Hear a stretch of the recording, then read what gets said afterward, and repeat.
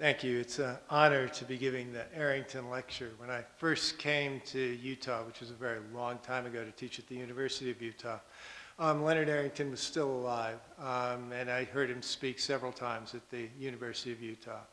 He was not only the Dean of Mormon historians at the time, but he really was a great Western historian and economic historian. And he's one of the people who taught me how it is that, in fact, what people do for their livings, what they do in their daily life, how their economies are formed, can become the real stuff of history. So it's an honor to be here. And I'd like to thank Greg for the introduction. Every time I hear nice introductions about me, it makes me think of my mother, who I wrote a book with, Remembering a Hannah Grant, about history and memory. And I wrote that book because she told me after reading one of my books, or trying to read one of my books, I'm more interesting than that. Why don't you write a book about me? So I took her up on that. I don't know if I ever fully succeeded, as she would tell my son, my brother's a mystery novelist, and she'd tell my son that your Uncle Stephen writes real books. People read them, unlike your father. So every time, my mother's there to keep things balanced. And I take my title tonight from an article that Henry George wrote for a magazine, the Overland Monthly, in 1868, before the completion of the Pacific Railroad, as the combination of the Union Pacific and the Central Pacific that met at Promontory Summit was called. Henry George was a skeptic about the benefits of a transcontinental railroad. What he was afraid of was that that railroad would destroy his California. George was both a radical and a racist. He thought of California largely in terms of white people, but he also thought that it had reached a kind of perfection in the 1850s and 1860s. He gave what is really the classic romantic version of the West, and I'll quote him here. California had a feeling of personal independence and equality, a general hopefulness and self-reliance, and a certain large-heartedness and open-handedness which were born of the comparative naivety with which property was distributed, the high standard of wages and comfort, and the latent feeling of everyone that he might make a strike, and certainly could not be kept down for long. His fear of the railroad was that it was going to destroy all of that. He warned that the benefits of the railroad would be more than offset by the losses Californians would incur. And he was quite specific about it. Speculators and captains of industry who employed men in gangs would undercut the personal independence, which was the basis of all virtues. This is what had characterized the state and the people, in his view. George feared that the benefits of the railroads would flow to capitalists, the losses would be borne by working people, the spawn of California's millionaires would be numerous and desperate poor.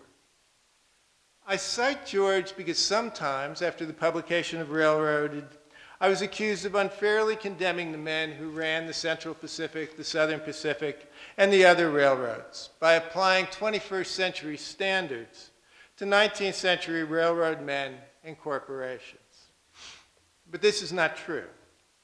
I'm very old-fashioned. I apply 19th century standards. I'm far gentler than George was, or in the other political extreme, Charles Francis Adams, who was president of the Union Pacific, and who worked intimately with the big railroad men of the era, including the Associates, or the Big Four, as the leaders of the Central Pacific were called. Adams wrote, is Adams up there? Oh.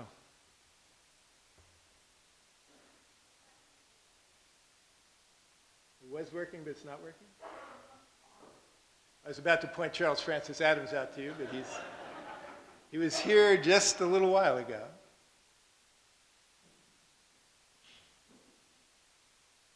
I'm glad I turned around, otherwise I would have never known. I would have assumed you were looking at him. But I will go on waiting for him to come up, I hope. Turning it on, turning it off isn't going to do any good? Okay. Oh, good. Otherwise, I thought this would be a very fitting introduction to a technology of the 19th century that didn't always work. Charles Francis Adams wrote, "I have known and known tolerably well a good many successful men big financially, men famous during the last half-century, and a less interesting crowd I do not care to encounter. Not one that I have ever known would I care to meet again, either in this world or the next. Nor is one of them associated in my mind with the idea of humor, thought, or refinement. A set of mere money-getters and traders, they were essentially unattractive and uninteresting." At the end of the century, Ambrose Bierce pilloried Collis P. Huntington, the most able of the associates, writing that, quote, "Of our modern 40 thieves, Mr. Huntington is a surviving 36. This is the sort of golden age of invective. A. Cohen, sometimes partner, sometimes enemy, memorialized another of the associates, Charles Crocker, in one of the classics of 19th century invective, as a, quote, living, breathing, waddling monument of the triumph of vulgarity, viciousness, and dishonesty. Leland Stanford, today the best remembered of the associates because he founded the university I teach at, inspired a litany of dismay, exasperation, and disdain from his associates, his partners, the men he worked with. Huntington once wrote Stanford, "I wish you would tell me whom to correspond with in California when I want anything done, for I have become thoroughly convinced that there is no use in writing to you." It was not, Huntington noted wearily, safe to do business with him, or in other words, trust him to do anything. And finally, Mark Hopkins, the last of the associates, thought Stanford's key quality was his ability to compound stupidity and laziness. He could do it, Hopkins told Huntington, of some necessary task, but not without more mental effort than is agreeable with it. These aren't my assessments of them. These are their assessments of each other. They come from each other, and I know them because essentially what historians do, or at least what I do, is read other people's mail. 19th century Americans did not romanticize the transcontinentals. We romanticized the transcontinentals. You go back to the 19th century, and there tends to be a very, very different view. So the question is why were so many Americans so hostile to the railroads? It wasn't that they hated the technology. They loved the technology. What they hated was railroad corporations. And what I want to do is look at the transcontinentals as a whole, not just one set of railroads, and not just leading up to the magic moment in 1869 when the first line is completed, but what happens after that. I don't want, in fact, if this is the wedding of the rails, I don't want to just look at the wedding. I want to look at how the marriage worked out. I want to look at why they were built, whether they were built prematurely, and the consequences of building them. And what I'm going to say is going to challenge one of the iconic stories of American development. I know it's an iconic story because I used to teach it for years and only stopped teaching it a little while ago. And it goes into a familiar slide that many of you have seen. And this is a slide that for years I misinterpreted.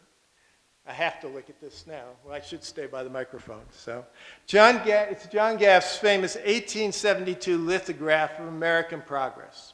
And when you look at it, what you see is American advance seems to be inevitable, and the railroads are the logical consequence. When you look at it, Indian peoples and bison retreated, while white Americans advanced. Their vanguard goes in horseback and covered wagons. In the middle ground, farmers plowed the earth, and behind them came railroad trains and the telegraph. And floating above them all was a female figure draped in white, with a star of empire on her brow, telegraph wire in one hand, and a school book in the other. The problem with this figure is that as I realized it was already outdated when Gass printed it in 1873. It captures antebellum American ideas of progress and expansion. It is not the way that the United States expanded after the Civil War with the railroads. What's wrong with it? What's missing? There's no state, no federal government in the picture. There's no Moral Land Act, no Homestead Act, no railroad grants. There's no U.S. Army. In the actual history, railroads no longer follow, they led. And because they led rather than followed, most railroads were built too soon, and their costs exceeded their benefits. And this was not really a surprise. Things turned out pretty much how many politicians and railroad men who opposed subsidies to the transcontinentals thought they would. We got railroads in places we didn't need them, and we got them before there was ever going to be a need for them. They promoted a kind of growth that did more harm than good. So I can turn around? Thank you. Will I get feedback here? Okay, so I can do this. It's too late for gas now, but I'll use it later, so I'll put it here. The idea to build transcontinental railroads was an old one, as old goes in the United States. We were and still are a fairly young country. But for years it didn't happen because there was no private company that could afford to build a railroad from the eastern United States to the Pacific coast. And it was also because there was no chance of a government subsidy because the North and the South could not agree on a route. And because they couldn't agree, they could not agree on federal aid. With the secession of the South, the sectional obstacle disappeared. But the financial obstacle remained. The government now had a rationale for building the railroad right away. It needed it to preserve the nation. There was a real danger that California was going to leave the Union. And the idea was that the railroad would secure California for the Union. They also said that they were going to capture Asian trade, that the trade of Asia would now flow across the United States. But even with the rationale, they didn't have the money to do it. I'll look at the rationale first. It's accurately recorded on the golden spike to commemorate the completion of the railroad at Promontory Summit. As most of you know, there are multiple golden spikes. And as you may know also, the date's wrong on them. They were a little optimistic when they were going to finish it. But the first part of it says, "May God continue the unity of our country as this railroad unites the two great oceans of the world." The opening phrase, "May God continue the unity of our country," referred, of course, to the Civil War. But this is 1869. The Civil War had been over for 4 years. We didn't need a railroad to preserve the Union. The Union was already preserved. And as a matter of fact, the real building of the railroad didn't begin until the war was over. The second half of the inscription, "As this railroad unites the two great oceans of the world," referred to the trade of Asia, which the railroad was supposed to secure. Now, capturing the trade of Asia was an old dream, but the railroad did not capture it. The plans to build the Suez Canal were underway at the same time the Transcontinental Railroad was being planned. The canal was completed a few months after the Transcontinental, and it turned out that a short canal will trump a long railroad every single time. That moving goods over water is always going to be far cheaper than moving goods over land. The trade of Asia did not come to the United States. The trade of Asia flowed through the Suez. The failure of the old rationales did not lead to the abandonment of plans for a transcontinental. It only led to new rationales. As often happens in American history, the new rationale came at the expense of the Indians. As a matter of fact, that can be a sort of historical rule. It came at the expense of Indian peoples. Government officials and railroad promoters quickly replaced defeating the Confederacy with defeating Western Indians as a rationale for the railroad. In 1867, 2 years before the completion of the Pacific Road, William Tecumseh Sherman called the road the solution to the Indian question. This became a refrain quickly picked up by the railroads. To quote Grenville Dodge, "Experience proves the railroad line through Indian territory as a fortress as well as a highway." Or Charles Francis Adams, "The Pacific Railroads have settled the Indian question." Railroads did help defeat Indian peoples. All you have to do is look at the map of the continent. It takes 2.5 centuries for English-speaking peoples to get from the Atlantic coast to roughly halfway across the continent. They do the rest of the continent in half a generation. They do owe this to the railroads. And this might seem a success, but looked at more closely, this was the kind of success that the country could have done without. The Indian wars that the railroad helped win were often only necessary because we were building railroads, whose other goal was to attract settlers and induce development, and necessarily take away Indian lands. In hindsight, the Plains Indian Wars were tawdry little wars against desperate people defending their homelands. The major ones, the Red River Wars and the Sioux Wars, would not have even had to be fought if it were not for the railroads. And the same officers who fought these wars admitted as much. Sherman recognized that the poor Indians are starving. We kill them if they attempt to hunt, and if they keep within the reservation, they starve. Phil Sheridan admitted that, quote, we took away their country and their means of support, broke up their mode of living, their habits of life, introduced disease and decay among them, and it was for this and against this they made war. Could anyone expect less? Just as they had replaced saving California for the Indians with the need for the Union with the need to defeat Indians, promoters replaced the Asia trade with the trade of the Pacific Coast and the interior. This would not work out as well as planned. The initial problem with the transcontinentals was that the railroads could not compete with steamship companies. And here I do need the microphone. This is the Pacific Mail Steamship Company, which looks like a fairly primitive technology, which it was, but so was the railroads. But what it would do is it could transport freight to the East Coast far cheaper and nearly as quickly as the railroads. The railroads simply could not compete with them. In 1873, Jay Gould of the UP complained that the competition from steamships made it outrageous that we have to carry our California business at such low rates.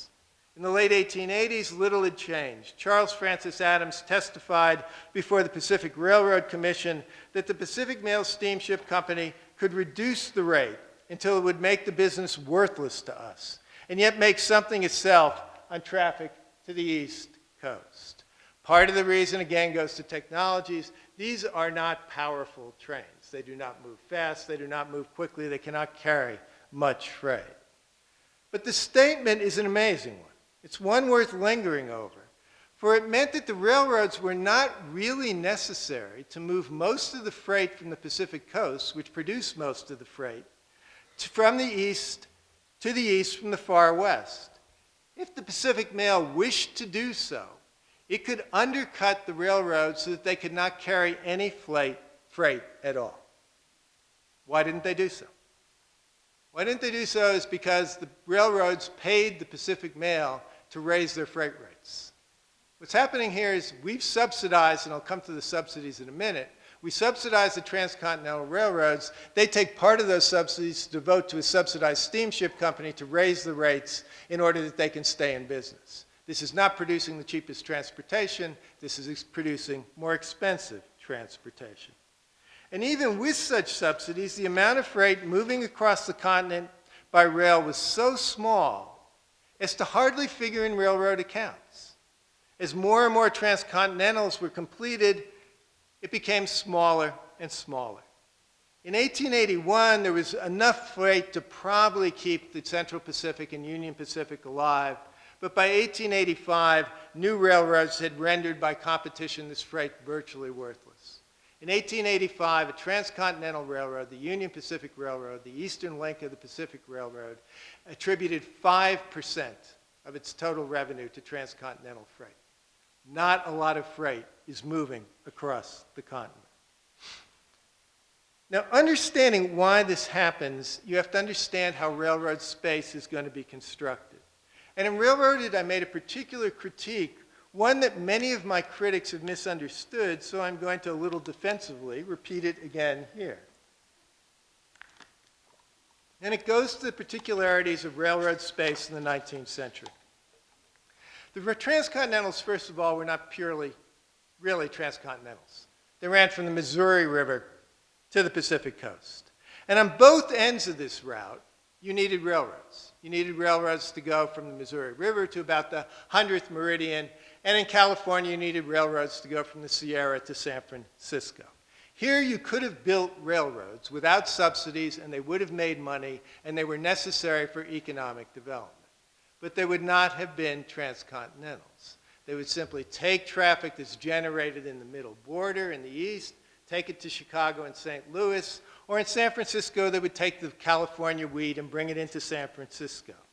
Bringing it in by these routes gives you viable railroads, but it doesn't give you transcontinental railroads. Transcontinental railroads have to traverse everything between the 100th meridian and the Sierra Nevada and Cascades. And the problem here is that there's no reason to build a railroad here. We were sitting in a place where the railroad was completed, which was the place that least needed railroads. It doesn't generate much traffic. There is not enough to really make this work, which is the reason that experienced railroad men are not going to build it. We know that, in fact, you could have built railroads without subsidies because people did. North Dakota and South Dakota can act as a kind of natural experiment. North Dakota had land-grant railroads. South Dakota, with some minor exceptions, did not. By the 1890s, however, South Dakota had a denser railroad network, more efficient railroads at the measure of tons carried per mile, and more farmers who had acquired their land for free through the Homestead Act instead of buying it from the railroads. Similarly, on the West Coast, we know that you can make money running railroads without subsidies because the Southern Pacific, as long as it stayed in California, could make a great deal of money by having a monopoly on what came in and what went out of San Francisco. The people who own these railroads recognize the same thing. Collis B. Huntington said, "It's a great country west of the Rocky Mountains and acreage," but he added ruefully, "and very few people on this side, the east, know how little business there is out there." Their goal was to make money in California, to avoid as much as possible carrying freight across the Great Basin, the Rocky Mountains, until the 1890s, when there would be freight. They built these roads knowing that they were not going to get much traffic because they wanted subsidies. They wanted insider dealing on the railroads. And the subsidies are immense. The federal grant to the Union Pacific roughly equaled the square mileage of New Hampshire and New Jersey. What we're talking about here is private corporations, and as if you take a private corporation, the Union Pacific, and you give it all the land in New Hampshire and New Jersey. The Central Pacific would get a little less. It would get Maryland. The Kansas Pacific had to settle for Vermont and Rhode Island. But a later transcontinental, the Northern Pacific, would be given a strip of land which is the 20 miles wide in the states and 40 miles wide in the territories. And it's the equivalent of taking New England and giving it to a single railroad corporation. In the end, they're still going to go bankrupt, even with these kinds of subsidies. In all, the land grants east and west of the Mississippi the railroads received 131 million acres of land. If you concentrated all of this into one state, you could call it Railroadiana, it would rank third in size behind Alaska and Texas. And this isn't all the land they got. The states gave another 44 million acres of land to the railroads, and cities and towns gave the railroads valuable lands for depots, for yards, and simply as inducements to create connections. In addition, the federal government gave the first transcontinental, the Union Pacific and Central Pacific, loans. In effect, they loaned them the money to build the road, which they then subsidized with land grants. And what these subsidies created was the possibility of making fortunes, building and financing railroads, which could never sustain themselves by selling actual transportation. The Crédit Mobilier, the Contract and Finance Company, are all inside companies which are designed to take money from the railroad and pour it into the stock of the insiders. You manage a business like this, they're going to go bankrupt, and these railroads went bankrupt. But they also kept on building. To Charles Francis Adams, who assumed control of the Union Pacific, the boom in railroad building in the High Plains and Rockies during the 1880s represented a period of madness. It would yield 6 trunk lines, if we can go across there. It's down again. Next slide, yeah. Oh, that's too early, so the slide isn't there, forget it. To Charles Francis Adams, who assumed control, he calls this a period of madness. There's 6 trunk lines across western Kansas. There's nobody in western Kansas. Back one? Okay, so there you have that. They're a little out of order, but you can see how close these are. There aren't traffic for those railroad lines. He calls this a mania for railroad construction. He calls it insanity, foolish competition. He says he lives in a world where lunatics ran the asylum. This is a place where he said they precipitated a period of madness. He said there's no limit to the follies that they would commit. And the results were obvious. We'll be cutting and slashing at each other like fiends. The effects would be what they had been before. When the madness passed away, the country has been strewn with railroads, the wrecks of half-finished railroads. And he was right. What we get is rapid building and periods of boom, and then the bankruptcies are going to follow. We can go to the next slides, actually skip over the next one. This is what a land grant looked like. We go to that part. Now, the defense of the railroads as they sank into bankruptcy and as insiders reaped profit and as other investors lost money was that the investors may have lost, but the country had gained because we have the railroads. But having the railroads was not necessarily a good thing. As one English banker put it, capital had been squandered on wildcat enterprises such as railroads through the deserts, beginning nowhere and ending nowhere. Promontory, Summit, and Ogden were the examples of beginning nowhere and ending nowhere.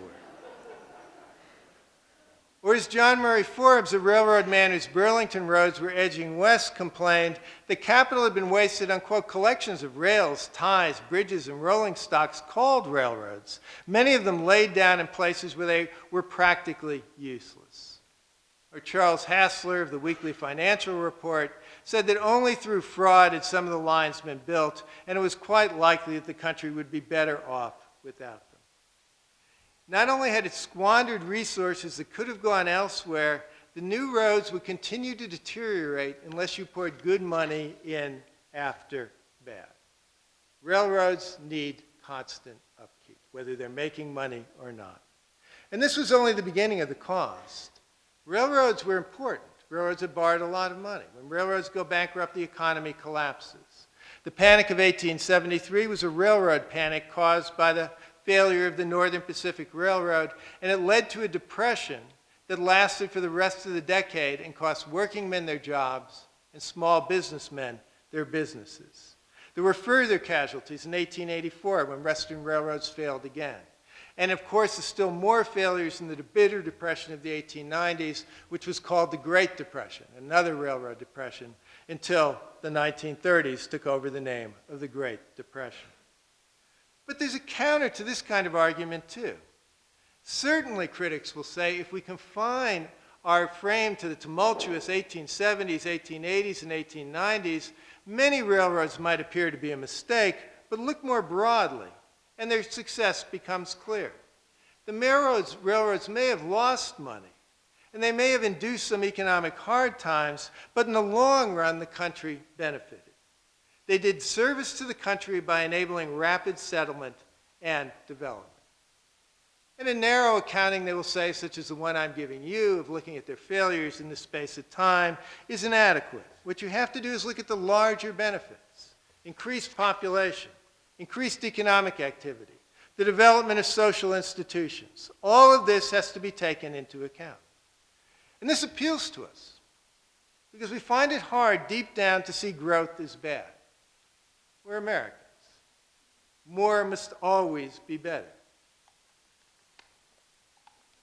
And this is an argument of considerable weight if it's true.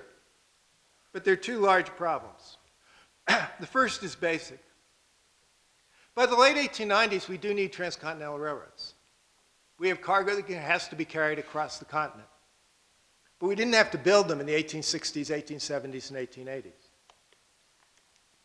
It's like thinking you're going to need a house in 20 years, even though that house is located where nobody is. So you build it and have to maintain it and pour money into it for 20 years before anyone really needs to live in it. The best evidence for waiting is the Great Northern Railroad. It's going to be built in the 890s by Jim Hill, and it will outcompete all the other railroads. It had traffic, it had better technology, it had better routes. But the second problem is we can't just calculate the social benefits of railroads without subtracting the social costs. In existing analyses, social benefits calculators seem to have only plus signs. They don't have minus signs. They don't include the costs of the railroad. What if we use a minus sign on the social benefit calculator? One that subtracts environmental damage, the harm to Indian peoples, the collapse of industry after industry that plagued much of the West. Let's take a brief tour of the West between 1870 and 1890. By the end of the 19th century, the majority of people in the western United States thought that the last 25 years of American settlement had created a political and economic system stacked against them. And there were not only economic and political costs, but also environmental. The railroads had a desperate search for traffic, and this contributed to the settlement of the interior, but this was not necessarily a good thing. It's often said that the railroads were just responding to the desire of Americans and Europeans for land. But if this is the case, how do we explain this? How do we explain all of these promotions, all of these brochures, if you can go on through the others, that are put forward by the railroads in order to sell land? You do this kind of advertising because people do not come on their own. People have to be induced to come. And you have to persuade them that their coming is going to bring them prosperity. But what they really want is traffic. That's what they're after. And this kind of advertising is the last stage in the attempts to get traffic. They would do anything to get it. They began, of course, with the destruction of the bison. Bison had been declining before this, but the final demise of the western bison herds are going to be because of the railroads. The railroads will take bison because they need traffic in lands that's yielding nothing else. Dodge City begins as a place where you ship bison.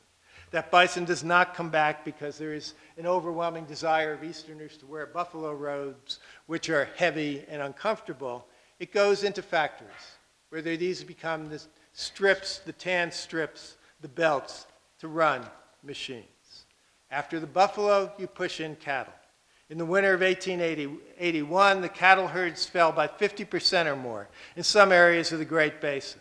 In 1884-85, there's the same deadly combination of a bad winter and overgrazed plains that will sweep across the southern plains. And in 1886-1887, it is going to be the northern Great Plains' turn. Cattle industry collapses over much of the West. It doesn't bring prosperity. Cattle worth $9.35 a hundredweight in 1882 brought $1 in 1887. And finally, the railroads will promote the idea that rain follows the plow. They will lure farmers out into the Great Plains, saying the more you farm, the more it'll rain, the more it'll rain, the bigger the crops, the more it'll rain. Rain did not follow the plow. The railroads watched the population of western Kansas fall by nearly half between 1887 and 1887. Senator Ingalls of Kansas, who promoted all this, admitted the result of expansion was that, quote, empty railroad trains ran across deserted prairies to vacant towns. It's no different in the farther west. California's growth was disappointingly slow. Even Kansas and Minnesota became larger than California.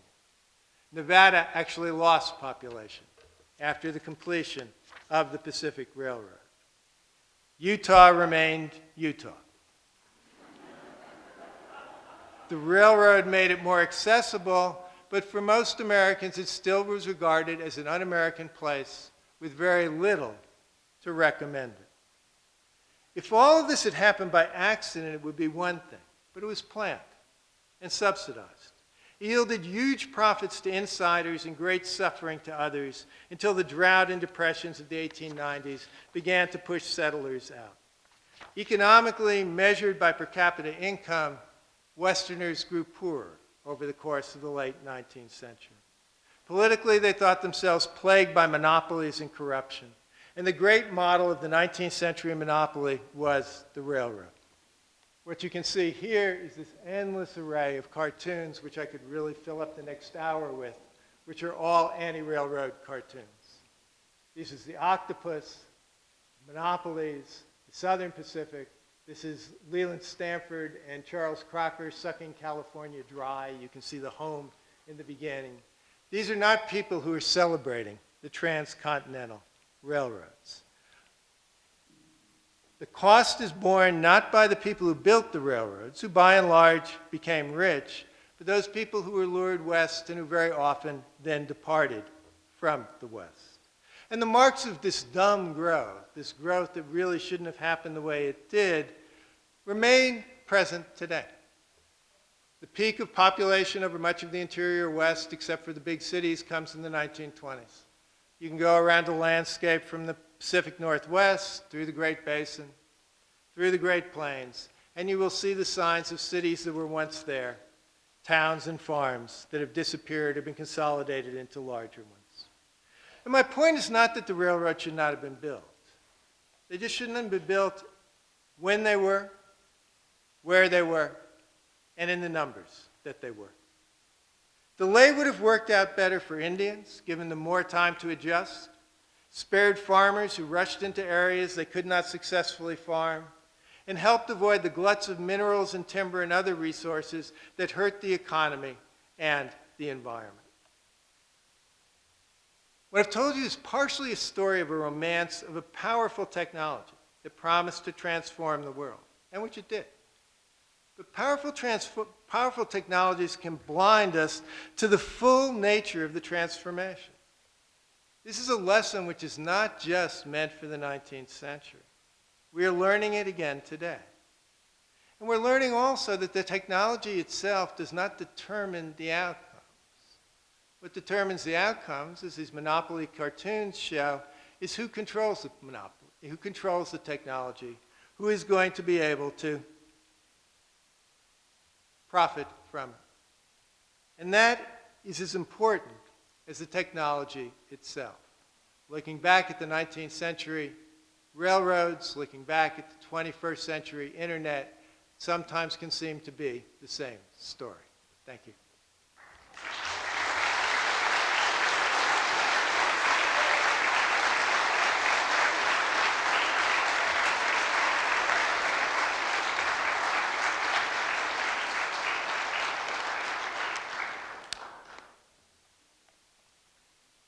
So, am I supposed to take questions?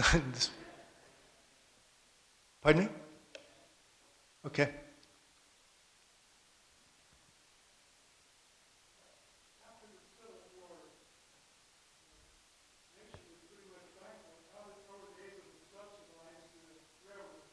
That's a very good question. It's this sort of free lunch of economic development, that's theory of economic development. What the country has is it doesn't have money, but it has land.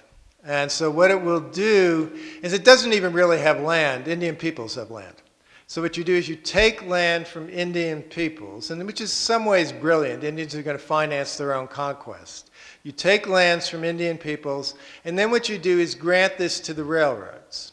The railroads don't get the whole thing. They get the checkerboard. And the idea is the government will then double the price within the checkerboard so they get twice as much money for the land as they would have without the railroad. And besides, they can now sell the land, which would be worthless without the railroad. So the way the economics work out, the government loses nothing. It's getting twice as much for half the amount of land. The railroads get the land, which they will then sell to settlers to pay back the loans from the government. The settlers will get land that they otherwise wouldn't have gotten, and everything's going to be perfect. That's how it was supposed to work. Like so many things on paper, it seems to make sense, but it doesn't actually in real practice.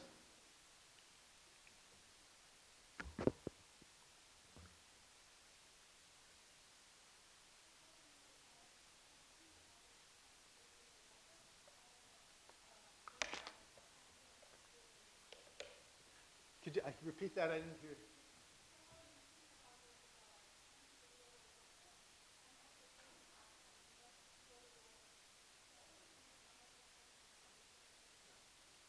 The question is about the actual railroad workers. The railroad workers will be in the West largely going to be Chinese, and the reason is that with the labor shortage in the West, most white workers will not work for the wages paid Chinese. It's very dangerous work, it's very brutal work, and the Chinese will come in and work there under usually fairly horrible conditions. They work for the Central Pacific, and without Chinese workers, they couldn't build it. Western railroads, in both here and in Canada, are going to be built by Chinese workers. In the East, it's the old story used to be, well, they're all Irish. They're not all Irish. Maybe about 10% of them were Irish. What most of them are going to be is Union veterans who are going to be in need of work and who are going to take on the work for building the railroads. By the time we get to Mormon country, it's not going to be so much building the Central Pacific and Union Pacific, but the branch lines, the Utah Northern and Southern Northern, are going to be Mormon workers. But it's very, very hard to get laborers, and one of the things that you have to do, it shows the country you're building into, there is not labor there to build the railroads. You bring labor in, and the labor comes from all over the world to do so.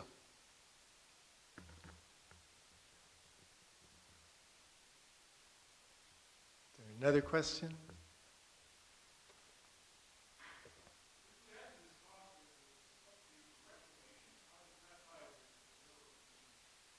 Well, the railroads initially aren't involved very much in reclamation. The railroads prefer the myth of the rain's going to follow the plow. But you're perfectly right. Once you have an agricultural population that realizes rain is not going to follow the plow, and that if you're going to successfully farm this land, you need reclamation, then in fact what you're going to get is the private reclamation firms, and then another government intervention, which will build the great dams that will be able to take care of all of this. So this begins a long process. I mean, one of the things that you see here is whenever you come up against it, the West is the site of individualism. It's people with individual efforts settling it. This is really the part of the country which is most dominated by corporations and large government. It is what made this part of the country what it really is. And this begins again in this 19th century phenomena with the railroads. And it's not just the railroads who get subsidized, because to be fair, the Homestead Act is a subsidy to small farmers too. These subsidies go across the board in the 19th century economy. We think about it in laissez-faire, but frankly, as a historian, I do not know what people are talking about when they describe that economy as laissez-faire.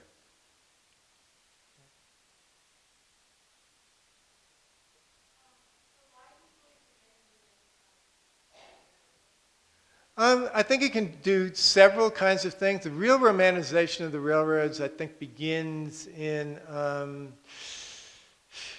both Hollywood movies and in the late 19th century, and with somebody like Ayn Rand.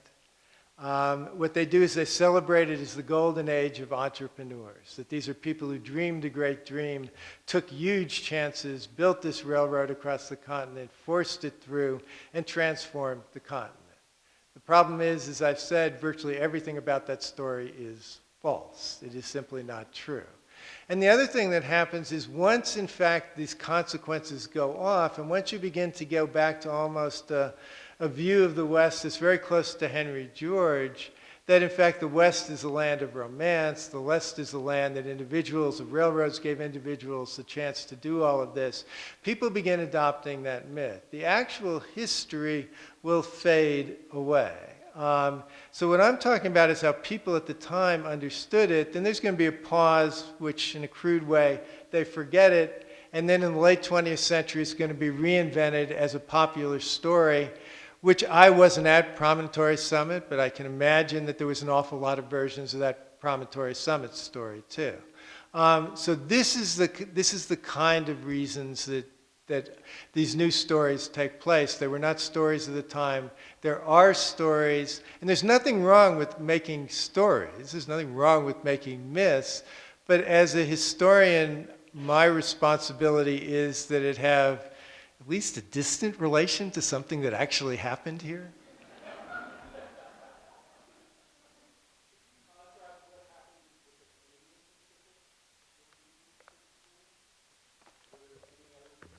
Not that different. I cut it out of the talk.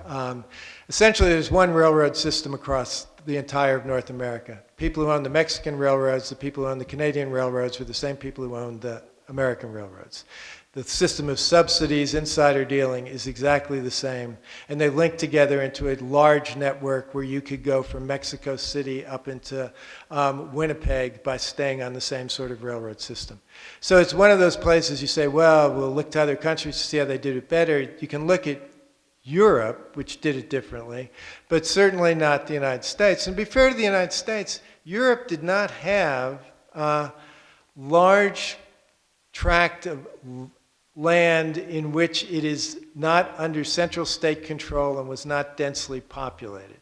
So what we're doing is something very, very different. It's more akin to what happened in Russia, the kinds of things that's going to happen in parts of the Middle East and later on in Africa. And to be fair to us, they did no better than we did.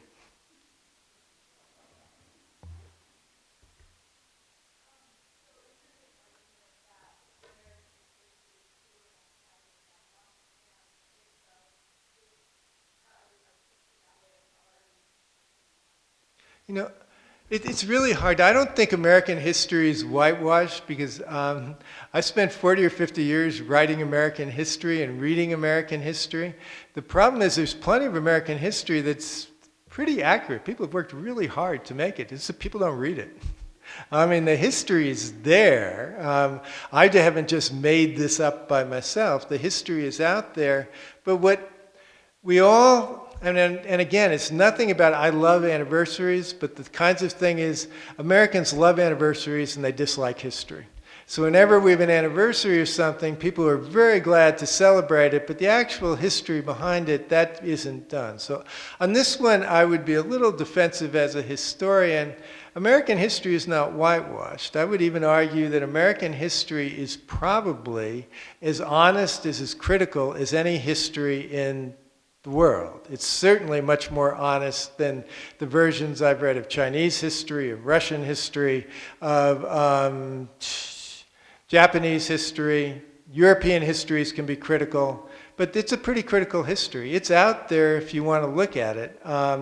And when people choose to believe the kind of popular stories, they're choosing to believe the popular stories. It's that simple. And one of the things is it's a free country. People can believe whatever they want. They just then have to be irritated when they have to listen to people like me saying, nah.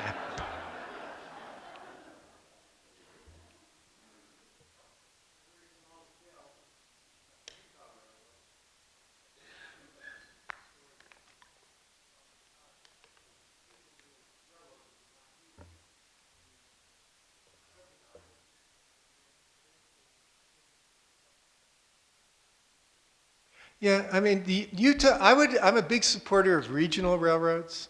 I mean, you can make a case why Utah needed railroads running up and down the Wasatch Front, because people and goods moved up and down the Wasatch Front. Those goods are going to be consumed pretty locally. They're not going to be going back east to the Pacific Coast. But they are brought about as part of this larger railroad network that's centered on the transcontinentals. And that's why when I began looking at the traffic, I used to think I was looking at it wrong. There's nothing on these trains. They're running all these trains, and there's virtually nothing on them. Until you get back to the middle border and to the West Coast, these trains are empty.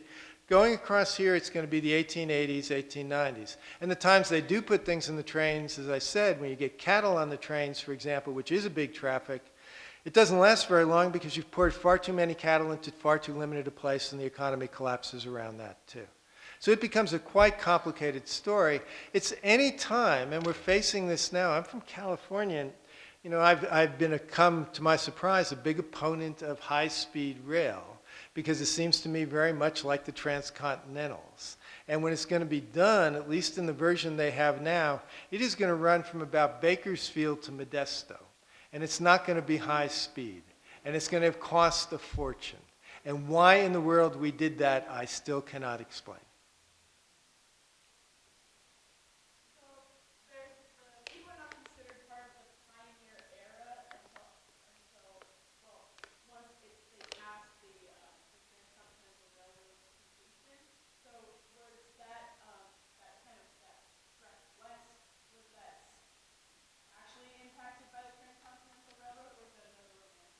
Well, let's just say if, in fact, you are trying to migrate from Omaha to Salt Lake City in the Transcontinental is completed and you don't take the train, you are an idiot. Because do you really want to walk behind oxen all that way? But the problem is that for large parts of the West, until the railroad network expands out there, you can't get there. And when it gets there, you begin to wonder why you went there. And that becomes the issue. But this is, where I can make light of it, but these are people's lives, that they get out there, they work really hard for a few years, and they're just washed out, and they have to leave. And when they do that, they blame the railroads. I mean, they will think that they have been exploited, and they are largely right. You mentioned California, high-speed rail, back to Amtrak and had the same problem with funding and if it's worth it. How do you feel about railroads generally in the United States? Is it still a failing effort? Besides the specific one in Southern California, how do you feel about it generally? Well, generally, railroads can be a very good idea for moving freight by land. What they can do, remember, railroads in the United States have always been freight railroads. It's hard for me to imagine the United States economy functioning right now without railroads. Putting it on trucks is going to be far more expensive. As long as you can keep it to water and get it to ports, but then it's got to go on something. So railroad networks can work. And the thing about railroads is that if you're carrying freight, by and large, it doesn't have to be high speed. It just has to be reliable, that you can get things through. And American railroads, when they made money, which they did in the eastern United States and the Midwest, were a combination of freight and passenger. What we did with Amtrak was good for the railroads and bad for the government and Amtrak. You took the profitable part of the railroads and left it in private hands, freight railroads. You then took the unprofitable part of the railroads, carrying passengers, and gave it to the government. You take this, we keep this, and you're paid for it. So what happens is, unlike in Europe, we've divorced our freight and passenger lines. And it's really hard to make a lot of money, make any money at all, just hauling passengers. So it's no wonder Amtrak's in trouble. And at that part, I begin to think, well, if you actually had a place like the eastern United States, where there's a dense network, cities that you can move quickly in between, I'd probably be willing to subsidize that, to move passengers, because it would make up for other costs. But do not think the subsidies given in the 19th century were particularly good ideas. Subsidies aren't black and white. There can be times where they can work, but this was a time I don't think they worked at all. And high-speed rail, I don't think they're going to work at all in California. The East Coast, I'll hold my fire on that one.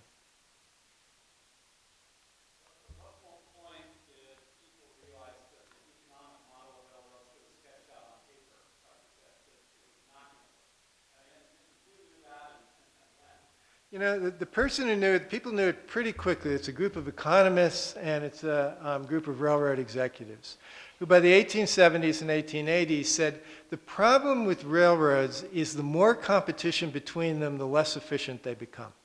Because really what they're going to have to do is they're going to have to start cutting rates and acting in ways which are not going to be for the benefit of the corporation. They're going to list the competition is going to lessen investment, and so they reach an agreement. It's the beginnings of what become the Rail Interstate Commerce Act, where they make a deal with the government, which doesn't totally work out, but largely works out. You won't nationalize this, but what you will do is regulate us. You'll keep us from doing it's what the internet companies are asking for right now. Save us from ourselves. We cannot help ourselves. We will go down a road which we now begin to realize is not going to be good. We don't want you taking us over, but we will set rates and you will enforce the rates. You will set rules of competition. It doesn't work out exactly that way, but when regulation comes, it's not just people angry at the railroads, it's the railroads themselves. And the argument is that competitive models don't work for invested infrastructure. The problem is, once you pour all of this capital into a railroad, it's really hard to extricate it, to pull up the tracks, use them for something else. This is going to be sunk investment, and we have to operate it in that way. So they realize they've built far too many railroads. Those railroads are far too competitive. It has actually hurt the public. It's hurt service, and they want government regulation. So in the late 19th, early 20th century, you get the Interstate Commerce Commission, and that begins to regulate railroads. It never works perfectly, but it worked better than what came before.